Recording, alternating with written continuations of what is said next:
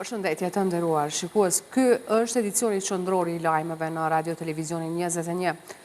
Sot shënohet dita e forcës, do atë kjo e themelimit të forcës së sigurisë së Kosovës. Në këtë ditë të shënuar, kazerma Adem Jashari në Prishtinë hapi dyert për qytetarët, të cilët patën mundësi të shohin nga afër kapacitetet ushtarake, përfshirë armatimin, municionin e mjetet e blinduara. Për vizit në kazermën ushtarake ishin edhe udhëheqësit institucional. Komandantja Supreme e FSK-s, presidentja Vjosa Osmani, tha se FSK-ja është pasardhëse e denjë e UÇK-s.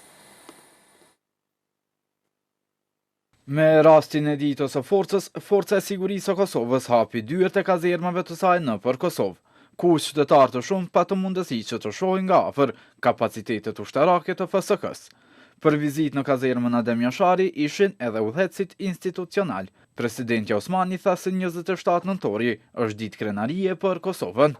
Është ditë krenarie sepse ushtria jonë e sotme është pasardhëse e denjë e krenare ushtrisë çlirimtare të Kosovës, e djemve e vajzave të cilët vunë themelet e lirisë sonë, kurse sot këta djemë e vajza që i shihni na bëjnë krenar jo vetëm brenda vendit, por edhe kudo që ata shërbejnë.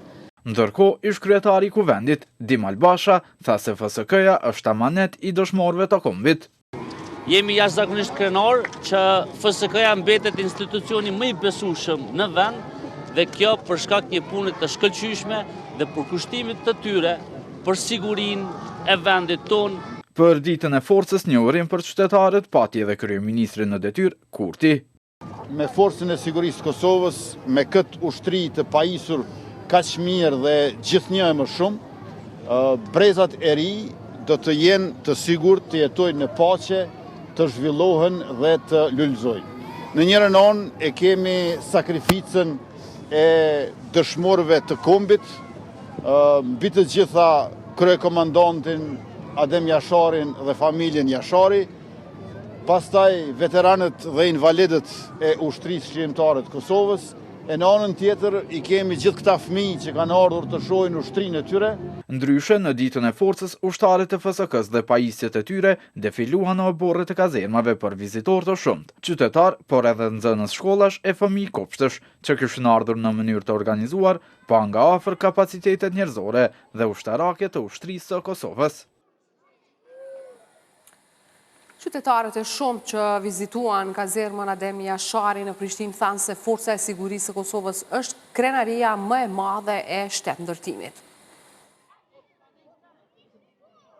Kazerma Adem Jashari në kryeqytet mirëpritit qytetarë të shumë që takuan pjesëtarë të Forcës së Sigurisë së Kosovës, njëherësh duke parë nga afër edhe kapacitetet ushtarake të FSK-s. Edhe këtë herë ishte numër i madh i fëmijëve, të cilët nënguruan të shfaqin kurreshtjet e tyre.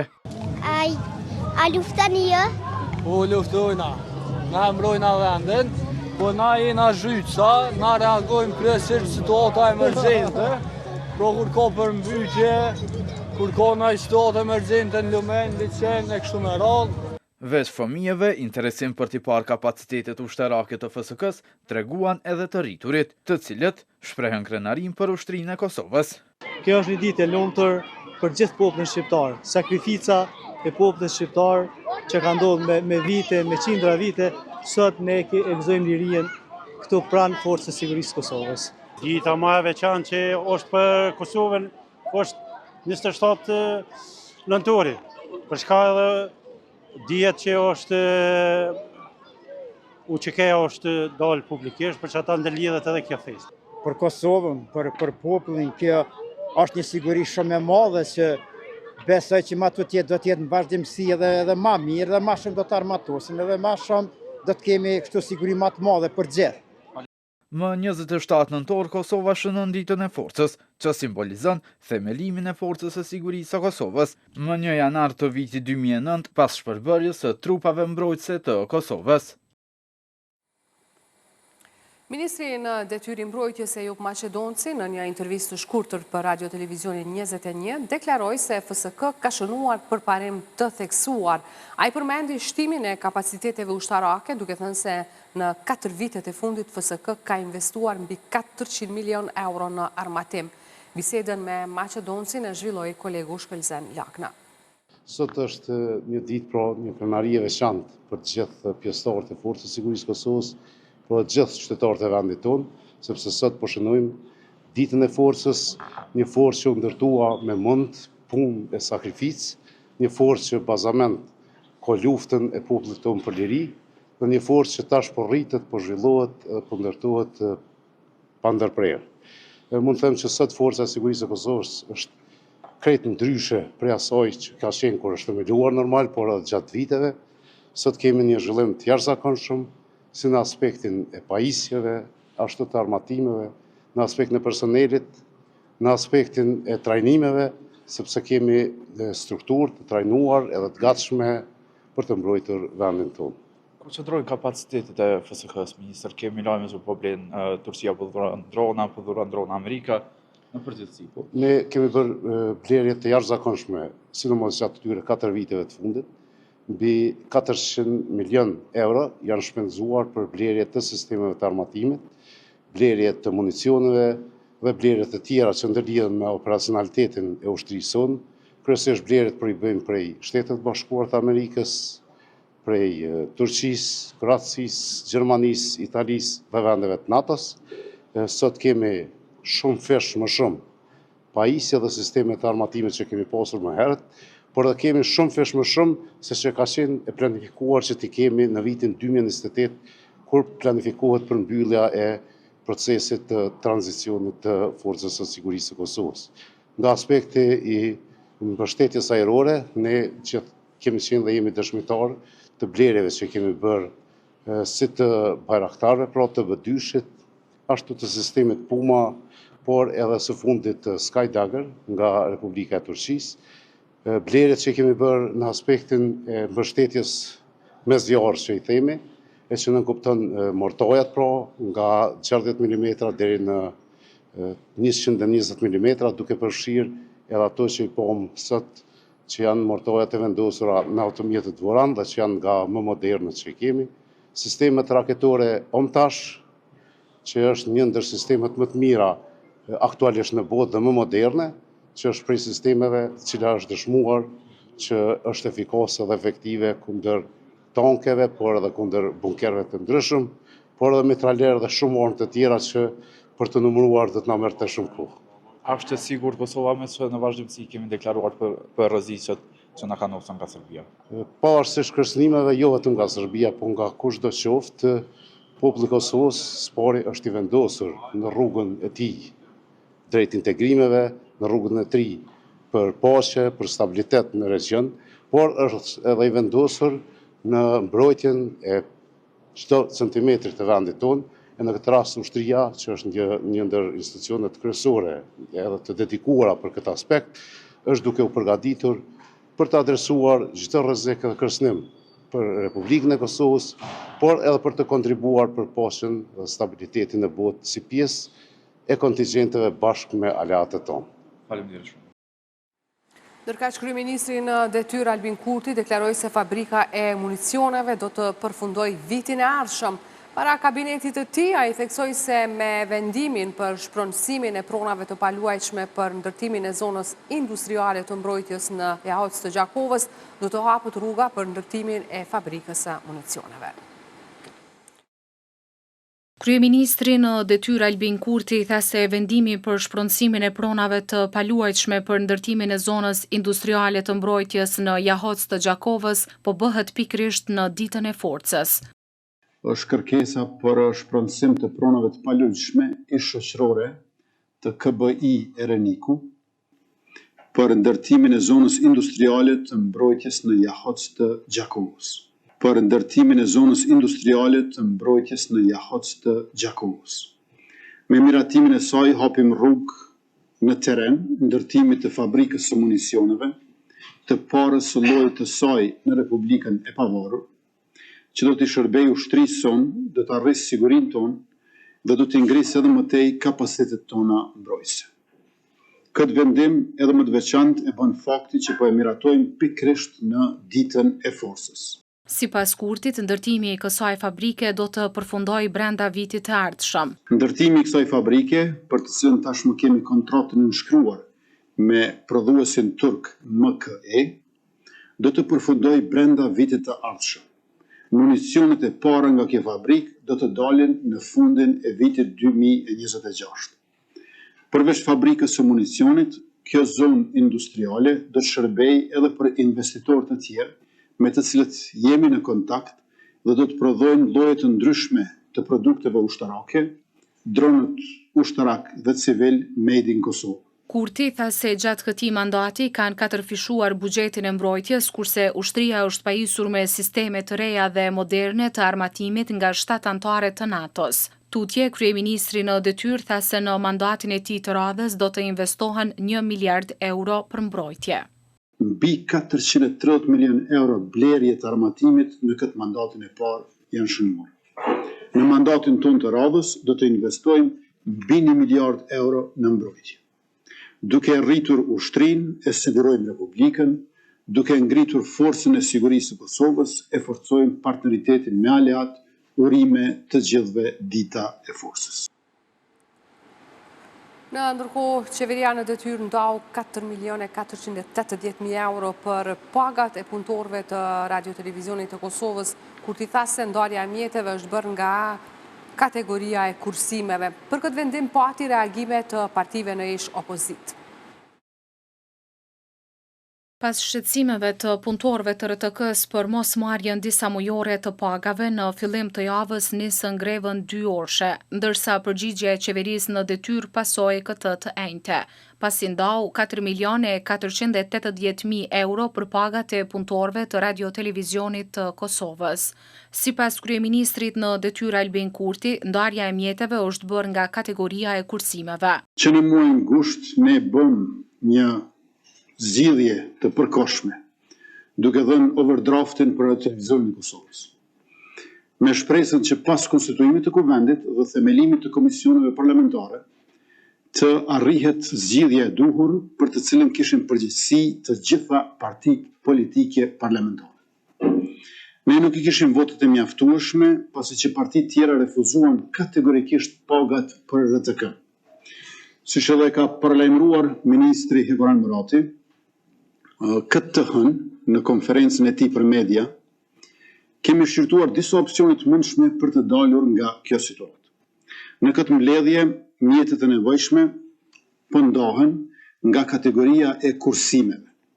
Pra, kjo zgjidhje e sotshme, apo më mirë të themi kjo mënyrë e tanishme, është veç se një improvizim I detyruar, pas përpjekjeve tona të vazhdueshme në kuvendin e Kosovës për ta miratuar aty buxhetin për radio-televizionin e Kosovës. Për këtë vendim të qeverisë reagoi ish deputetja e LDK-s Hykmete Bajrami, duke I quajtur vendim të vonuar dhe të inskenuar nga vetë ekzekutivi. Në një reagim në Facebook, Bajrami tha se punëtorët e RTK-s u lanë pa paga për muaj të tërë, duke I detyruar të hyjnë në protesta e greva, ndërsa në fund, sipas saj, qeveria po paraqitet si shpëtimtare. I pas ka ndarë mjetet për RTK-n, e kemi thënë prej ditës së parë, këta vet janë prodhues të krizave. I lanë një muaj pa paga punëtorët e RTK-s me protesta e greva dhe në fund jo kuvendi, por këta uzurpator të qeverisë pas kanë gjetë zgjidhje, me 28 ditë vonesë. Albin Kurti me klikën e tij jeton duke shkaktuar kriza, duke I bërë njerëzit të vuajnë, duke I mbajtur qytetarët të varur nga vendimet e tij e pastaj të dalin si shpëtimtar, por ranë maskat. Bajrami kërkoi që qeveria të ndërpres, siç e quajti ajo, blokadat dhe të gjejë zgjidhje edhe për komunën e Prishtinës. Kuvendi komunal I Prishtinës në seancë të jashtëzakonshme ka votuar për bartjen e mjeteve vetanake që kapin vlerën e 28 milion eurove. Ky votim I hap rrugë pagesave të faturave të pashlyera të komunës së Prishtinës dhe fundit të grevës nga trafiku urban.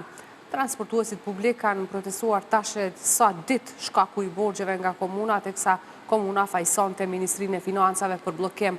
Kryetari I Prishtinës Përparim Rama ka thënë se këto fonde do të përdoren në shërbim të qytetarëve. Me 38 vota për, asnjë kundër dhe një abstenim, Kuvendi Komunal i Prishtinës në një seancë të jashtëzakonshme votoi bartjen e mjeteve vetanake nga viti 2024 në vitin 2025 në vlerë prej 28 milionë euro. Në fillim të seancës, kryetari i Komunës së Prishtinës Përparim Rama theksoi se këtë situatë prioritet janë qytetarët, duke potencuar se asnjë kalkulim politik nuk guxon të vihet mbi nevojat e qytetarëve. Fondet që po i trajtojmë sot do të shfrytëzohen menjëherë për funksionalizimin e ndërmarrjeve publike, për mbrojtjen e vendeve të punës, për pagat e punëtorëve dhe për shërbimet bazike të kryeqytetit. Në të njëjtën kohë kërkoj publikisht që po ashtu edhe fondet prej 35 milion eurove, ku 25 janë të hyra vetanake dhe 10 milion janë grant qeveritar, të cilat u takojnë qytetarëve me ligj, të cilat nuk kërkojnë procedura në asamble, por vetëm vullnet për miratim nga ministri në detyrë, pra edhe ato të bëhen të mundshme për të shfrytzuar nga kryeqyteti. Shefi i grupit të Asamblesë dhe Lëvizjes Vetëvendosje Gëzim Sfeshla tha se do të votojë bartjen e mjeteve, ani pse pati kritika të shumta kundrejt kryetarit Përparim Rama. Dhe vetëm kur punëtorët e trafikut urban dolën në rrugë, kur autobusët ndaluan qarkullimin, kur qyteti u bllokua, atëherë befasisht e kuptoj se bartja e mjeteve nuk bëhet në për studio televizive, por bëhet këtu në Kuvendin Komunal. Ne Asamblesë të Televizjes Vetëvendosje do ta votojmë bartjen e mjeteve, do ta votojmë jo për ta shpëtuar Përparim Ramën, por për t'i ndihmuar përkohësisht Prishtinës nga zullumi i Përparim Ramës. Votojmë sepse kemi detyrim ndaj qytetit. Shefi i Asamblesëve të PDK-s, Leutrim Ratkoceri, u shpreh se ndërprerja e shërbimeve publike ka rënduar jetesën e qytetarëve. Ai tha se grupi i PDK-s e voton bartjen e mjeteve, pasi sipas tij mund të paraqesë një zgjedhje të përkohshme. Grupi i Asamblesëve të Partisë Demokratike të Kosovës për mandatin 2021-2025 betet i vendosur të kontribuoj me seriozitet për zhbllokimin dhe tejkalimin e kësaj gjendje në këtë mbledhje të jashtëzakonshme të Kuvendit.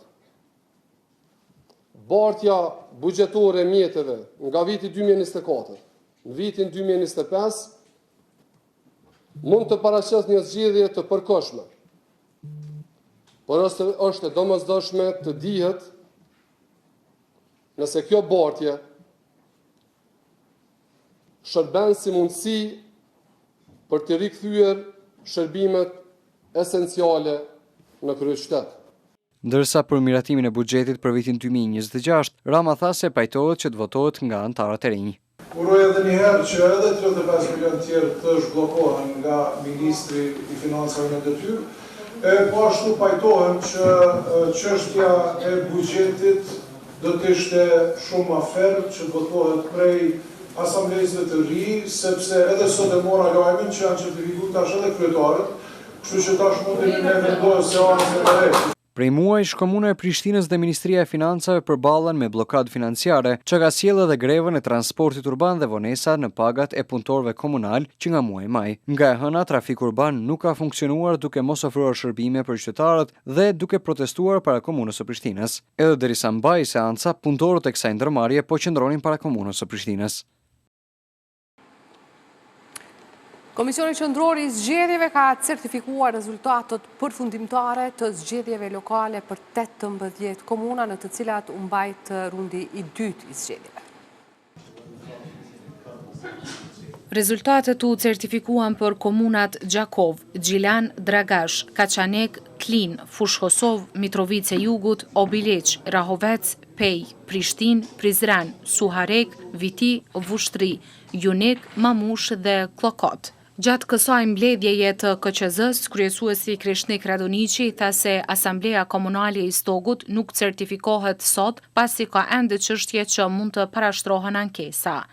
Në Gjakov, fitues i zgjedhjeve është Ardian Gjini me 56,69% të votave. Në Gjilan, fitues i zgjedhjeve është Alban Hyseni me 61,26% të votave. Në Dragash, Begjet Gjeladini, fitues i zgjedhjeve me 59,19% të votave.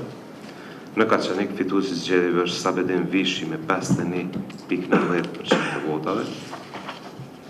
Në Klin, fitues i zgjedhjeve është Zenun Elezaj me 58,06% të votave. Në Fushkosov, Valon Përbreza, fitues i zgjedhjeve me 55,12% të votave. Në Mitrovicën e Jugut, Faton Peci, fituesi i zgjedhjeve me 53.67% të votave. Në Obiliq, fituesi i zgjedhjeve Halil Thaçi me 51.29% të votave. Në Rahovec, Smail Latifi është fituesi i zgjedhjeve me 52.17% të votave. Në Pej, fituesi i zgjedhjeve është Gazmen Muhaxheri me 61.09% të votave. Në Prishtinë, fituesi i zgjedhjeve është Përparim Rama me 51.41% të votave. Në Prizren, fituesi i zgjedhjeve është Shaqir Totaj me 53.42% të votave. Në Suharek, fituesi i zgjedhjeve është Bali Muharremaj me 55.34% të votave.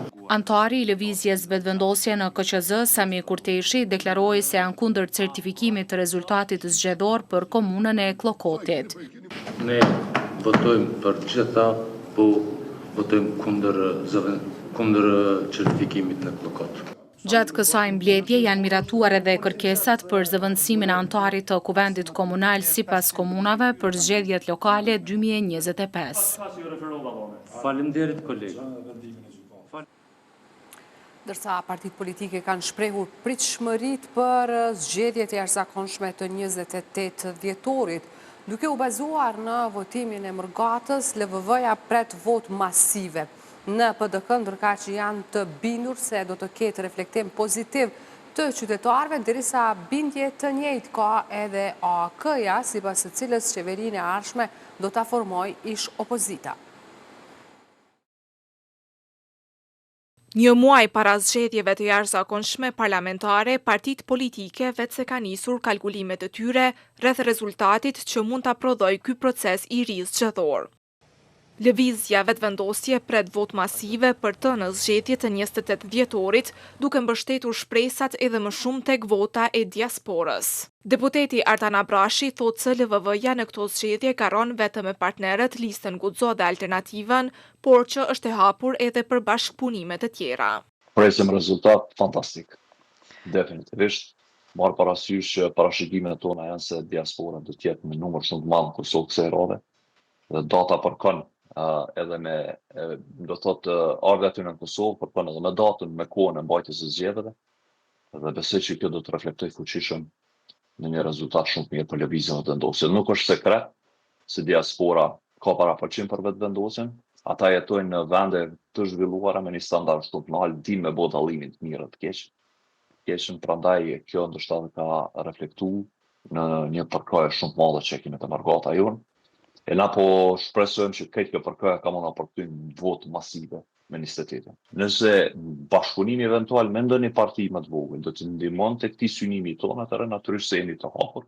PDK-ja ndërkaq shpret reflektim të qytetarëve me 28 dhjetor për shkak të, siç ka thënë antari i saj Fadil Demaku, pa aftësisë së kurtit për të krijuar institucionet e reja. Sipas tij, Bedri Hamza do të jetë kryeministër i ardhshëm, teksa shtoi se janë të hapur për bashkëpunime parazgjedhore. Duke patur parasysh zhvillimet të cilat kanë ndodhur gjatë këtyre 9 muajve dhe pa aftësinë që ka treguar deri në nivel ekstrem lëvizja vetëvendosje dhe Albin Kurti në përgjithësinë e tyre për të krijuar institucionet për ballë qytetarëve dhe i gjithë dëmi ka shkuar tek qytetarët, tek vendi, jam shumë i bindur që do të ketë një reflektim shumë të madh të shoqërisë dhe të popullatës, sepse fajtori dhe përgjegjësi ka një emër, është Albin Kurti, do të ketë një reflektim pozitiv tek qytetarët për ndryshimin e domosdoshëm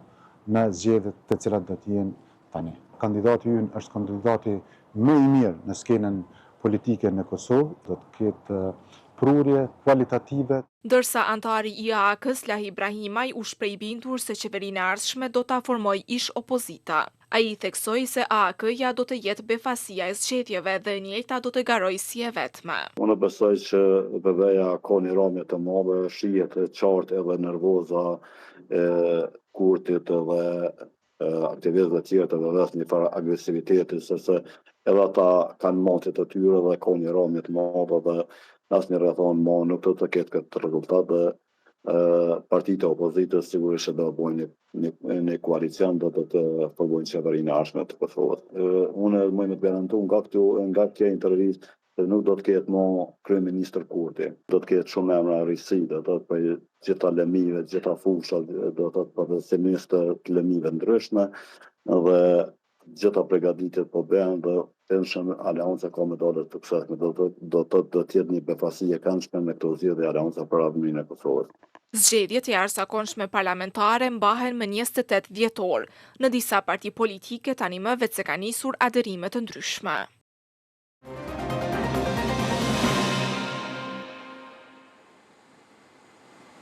Shoqata Iliriane Policëve dhe zbatuesve të ligjit shqiptaro-amerikan në Departamentin e Policisë së New Yorkut shënoi 113 vjetorin e pavarësisë së Shqipërisë me një ceremoni solemne të trashëgimisë shqiptare të mbajtur në selinë qendrore në Manhattan.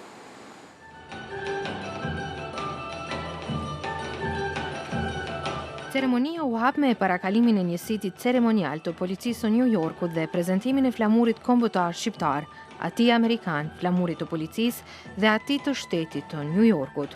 U intonuan himni kombëtar shqiptar dhe himni amerikan, duke shënuar fillimin e aktivitetit festiv.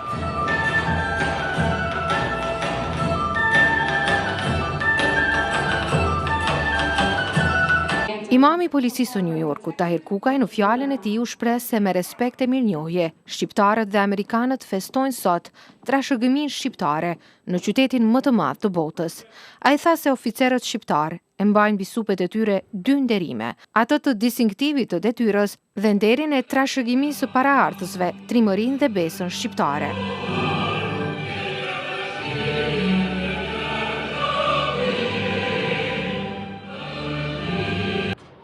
As we come together, united, Jemi mbledhur të gjithë bashkë që të festojmë trashëgiminë shqiptare, këtu në zemër të New Yorkut, qytetit më madhështor në planet, me forcat policore më madhështore. Zoti madhruar i bekov këta oficer të cilët në krahët e tyre mbajnë dy ndere, atë të distinktivit të detyrës dhe nderin e trashëgimisë së paraardhësve, trimërinë dhe besën shqiptare. Kryetarja e shoqatës, Jacqueline Marku, përshëndeti pjesëmarrësit duke shprehur mirënjohje për përkrahjen amerikane, si dhe për prindërit e familjarët që kanë mbështetur oficerët në rrugtimin e tyre drejt suksesit. Ne jemi dëshmia dhe suksesi e sakrifica e prindërve, gjyqërve dhe të gjithë paraardhësve tonë, të cilët erdhën këtu para nesh. Faleminderit atyre dhe popullit amerikan për gjithë përkrahjen në rrugëtimin ton drejt suksesit. Gjyqtarja Edi Shkreli theksoi se oficerët me prejardhje shqiptare kontribuojnë për drejtësi, barazi dhe zbatimin e ligjit, duke pasuruar policinë e New Yorkut, me perspektiven e tyre kulturore dhe profesionalizmin që sjell trashëgimia shqiptare. Të gjithë ne pa dallim vlerësojmë dhe angazhohemi ndaj parimeve të drejtësisë, barazisë për të gjithë dhe zbatimit të vazhdueshëm të sundimit të ligjit për të gjithë pavarësisht origjinës. Ju zyrtar të qytetit tonë me prejardhje shqiptare, angazhimi juaj për të mbrojtur dhe shërbyer qytetin e New Yorkut është dëshmi e forcës dhe qëndrueshmërisë së trashëgimisë suaj shqiptare. Perspektiva tuaja unike, kulturore dhe aftësia e qasja juaj, jo vetëm që pasurojnë policinë e New Yorkut, por edhe komunitetet që ju shërbeni. Gjatë ceremonisë, u ndan mirënjohje për gjyqtarën Edi Shkreli, familjen Gecaj, zyrtarët e qytetit Vera Mjeku dhe Stelni Shlajn, Ramiz Kukaj, si dhe për oficerët e policisë, Sami Dervishaj, Edmond Rishti, Fatmir Gjombalaj, Alban Kalaj, Antoneta Pepkolaj, Mirsad Radonici, Jack Shkoza, Adriati Kregjaj, Enid Hoxha dhe Kushtrim Rugova.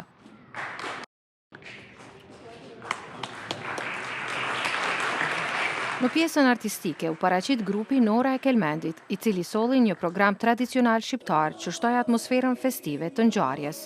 Shoqata Ilirian e policisë së New Yorkut, e përbërë nga oficer dhe zbatues të ligjit me prejardhje shqiptare, vazhdon të promovojë trashëgiminë shqiptare dhe kontributin e komunitetit shqiptar në sigurinë dhe shërbimin publik në qytetin e New Yorkut.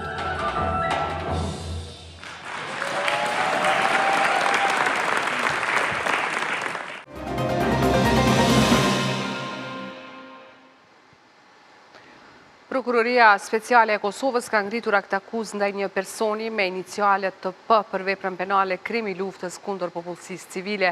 Ai akuzohet se në prill të vitit 1999 në fshatin Cërc mori pjesë në vrasjen dhe djegjen e 5 anëtarëve të një familjeje.